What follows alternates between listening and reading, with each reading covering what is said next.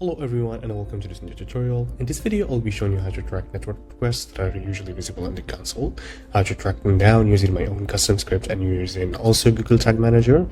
So without any further ado, let's get started. So the first thing you will need is this piece of code right here. So if we go over to GitHub, again I'll be referencing this code in the description box on YouTube.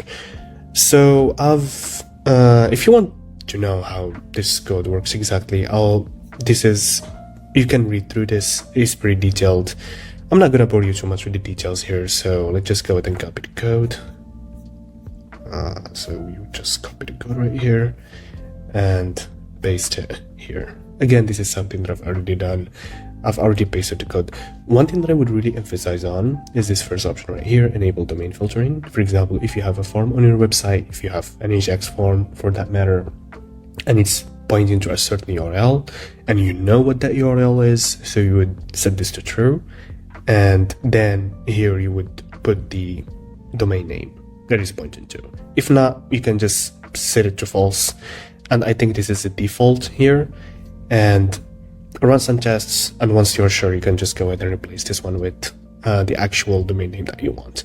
So let's go ahead and give this one a test just to show you how it's working. All right, preview. And let's go ahead and click on connect, and let's go ahead and test this out. One thing that I also want to point out too is that this interceptor also, if there is a body, it captures that. Whatever info is available inside, it captures that as well, and then puts it in the data layer. All right, so let's just go ahead and test this out. Okay, this is a test, submit, and if we go back to GTM, we should see that we have an XHR request. And here we have all the detail about that request. So we have the URL and we have the method and we have the body. So yeah, this is pretty much it. If you have like any other question or you have like use case that you found for this code, let us know down in the comment section.